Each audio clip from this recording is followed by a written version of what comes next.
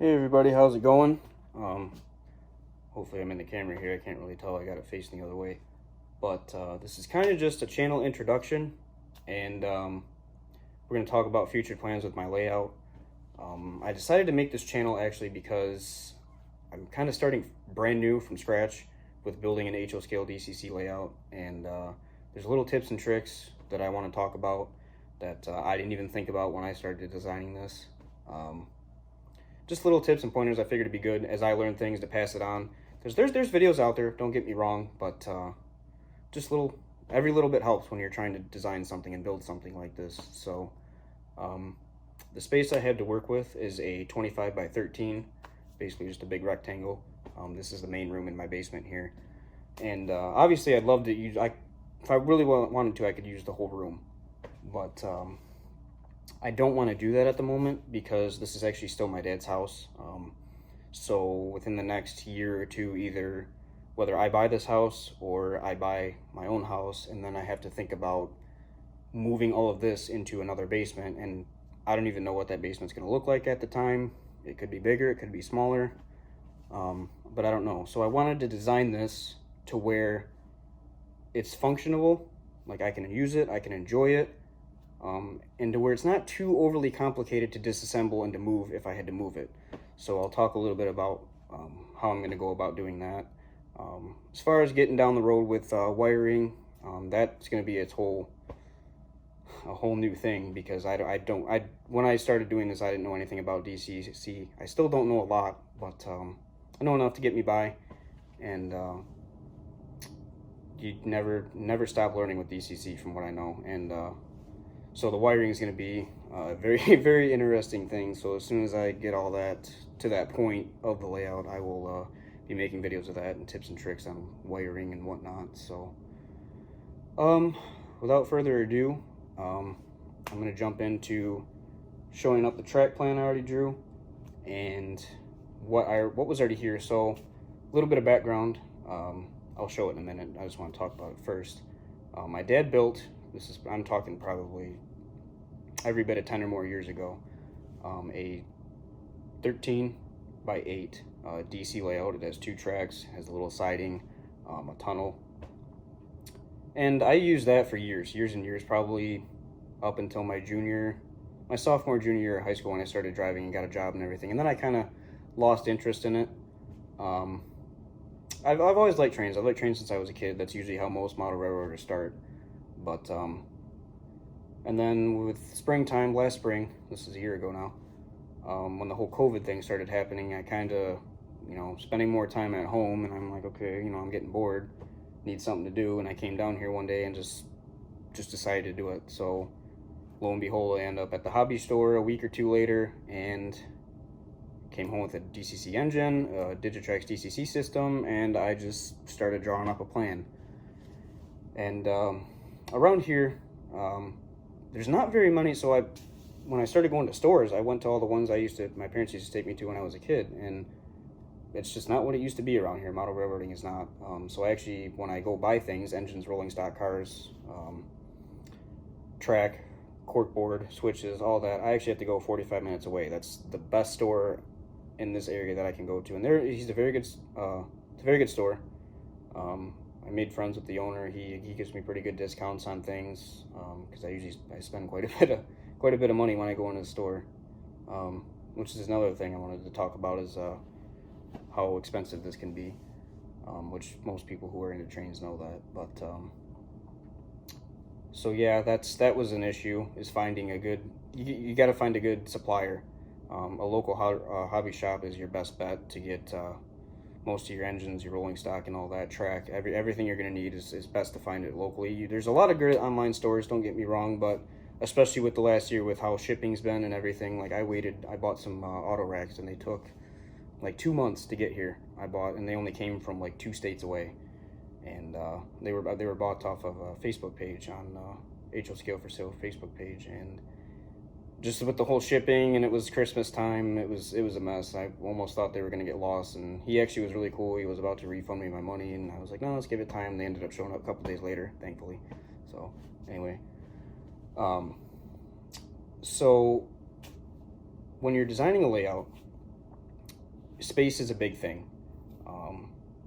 You want to utilize your space as much as you can, because once you start laying all this out and drawing it out and mapping it out and taking measurements, you will realize that this eats up a lot more space than you think. Like my original track plan that I drew up, I had like a 12 track yard with an engine facility and all that, various industries and all that. And once I took the measurements and everything, it wasn't going to fit into what I wanted. I still don't know exactly how many tracks I'm going to be able to have in my yard yet. I'm thinking probably around 8, which is it'll be enough. You know, it's something that I can use. It's something I can have fun with. I wanted to design something that I can run mainline trains around. I can have a little bit of switching, a little bit of passenger, you know, stuff like that. Just a little versatile. This isn't something that's going to have like operating sessions and all that. I mean, I'll kind of have my own, like, you know, switching industries around and stuff like that. But this isn't going to be anything really like that, which some people want operating. You know, some people design their layout for operating sessions. So it's all personal preference too. Like, I mean, the space that I have, you could build a really nice switching layout, but I don't want my layout to be based off of all switching. That's just not, it works for some people. It works. Like that's why I wanted to have a yard and a couple of industries, because I want to do my fair share of switching too, but I mainly want a little bit of everything and kind of versatile. So that's a big thing to consider, is your space. DC versus DCC. My original layout, which I'll show you in a minute here, was DC, and I had fun with it. I don't remember how young I was. This was like I said, my dad built this for me 15 years ago, 10, 15 years ago, somewhere around there. And I used it, like I said, right up until my sophomore, junior year of high school, and I had fun with it. But I did always want a DCC layout, and it's definitely significantly more expense-wise, obviously. But for me, it's worth it. You know, I think it's more fun. You can control more trains. You can do a lot more.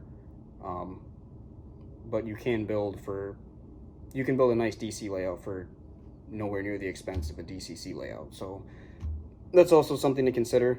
If you don't need DCC and you don't want it, if you're just trying to have something for your kids or for you, for whoever, you don't necessarily need to go the DCC route. But I recommend it if it's something that you're interested in, and if it's something you can afford. I mean, it's definitely it's pricey. I mean, I have just what I've spent already, and my layout's now nowhere near done. It's like, okay, did I bite off more than I can chew? But it's also something that's very time consuming too. This is not something that you just draw up a plan, go to Lowe's, buy a bunch of lumber, and you come home and throw it all together and it's done. Like, there's a lot. It's very time consuming. It can be pricey, and there's a lot of thought involved into it. So with that being said, I'll show you what I got going on, and we'll go from there. So this is my, excuse the mess in the basement, by the way. This is my 13 by 8 DC layout. It did have 2 tracks. There's a lot of things. So my dad did build this.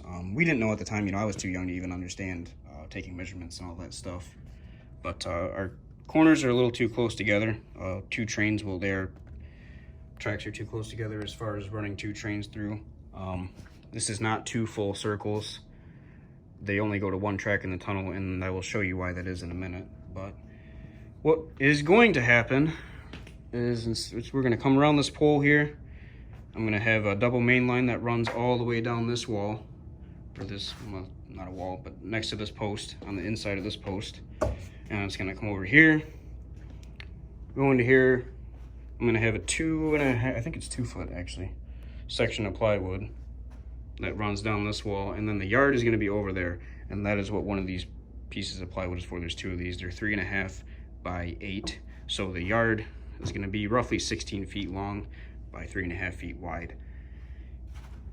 So, and that's where this comes into play. So you're going to have, your yard's probably going to start off in this corner and start going this way and along down that way. Again, excuse the mess, I'm in the middle of doing all this. I had to do some painting. I had to paint these walls.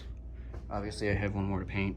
I like to paint my bench work because I don't know how long it's going to be until there's scenery on top of it.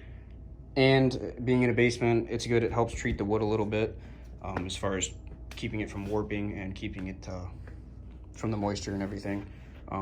Painting the sides and the top bottom is, I definitely recommend it.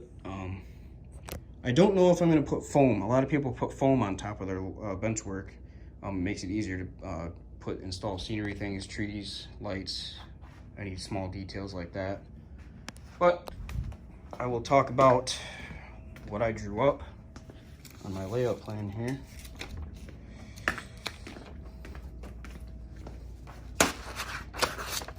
Just kind of wanted to go over what's to come, what you'll expect to see in future videos. I like doing these reviews and everything of all these engines. Don't get me wrong, I really do enjoy doing all these reviews, and I hope they're beneficial to other people. Just because it's nice to know before you buy something to see. I mean, there's a lot of other people that do way better reviews than I do and stuff like that, but I just hope it helps out a few people and it gives me something to do too. So as far as that goes, you probably won't see very many review videos coming up for a while. I want to try and focus on getting a lot of the layout built. As far as why there's so many, I'd have to count how many engines I have, but quite a few, and I have like 60 some freight cars already. And why I bought all that before I built the layout was because I wanted to make sure I had enough to keep me happy for a while once the layout was built, before I just, you know, I didn't want to build this layout and have 1 or 2 engines and 10 cars. So that's just the way I did it. Whether that's the right way or wrong way, I don't really think there's a right or wrong way to get started on a layout. You definitely just got to have the motivation, want to do it. So now we'll talk about my track plan. So it incorporates what's already over there, the 13x8. So this is your 13x8. This is where the tunnel is. Come out of the tunnel, and here's where your yard's gonna be. Right on that wall right there. And then over here we're gonna have, I believe, the rest. So this is all gonna be double main line coming right out of this corner and going this way. There's not gonna be, the only thing this is gonna be is like a 6-inch piece with main line. There's not gonna be any room for scenery on that. Like I said, I didn't want to build anything too crazy to take apart if I don't end up buying this house, or whatever's going to happen. If I do end up with this house, well, then there will be all kinds of layout upgrades. So whatever's going to happen, I just want something I can enjoy in the meantime. So this is all going to be double main line. Over to here, there will actually, it's not drawn on the map, road track plans, whatever you want to call this. There will be a Y here, which will come back over to that. So that whole wall is going to stay there. That will be a storage area, and it will also be there will be a few industries over there. So that wall stays there. That whole wall stays there. Again, excuse the mess, I apologize, but that whole wall stays there. I'm going to put a wider piece of plywood on top of that wall to make more room for tracks.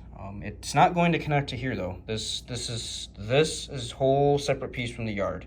So, and then off of that storage area, there will be another 8 foot by, I'm not sure yet, 1.5 foot or 2 foot wide peninsula that comes off of that. That has industries and various other things. So between, you know, I'll be able to have some mainline trains running. I'll be able to have switching in the yard, switching these industries, and then in that corner where all the freight cars are, I might have something going on over there later on. As far as industries go, maybe a coal loading facility, something. I'm not entirely sure yet.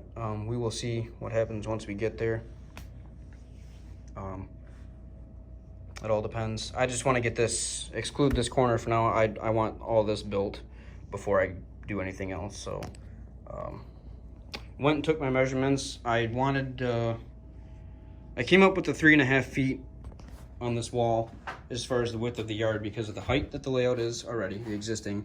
So as far as being able to reach over, you know, I mean, this plywood's right where it's going to be. So if I'm standing here, maybe say something derails or whatever on the outer track, I need to be able to reach over and do that. Or even laying the track itself and doing all the wiring, you know, it's easier to reach. So 3.5 feet was like a good mark.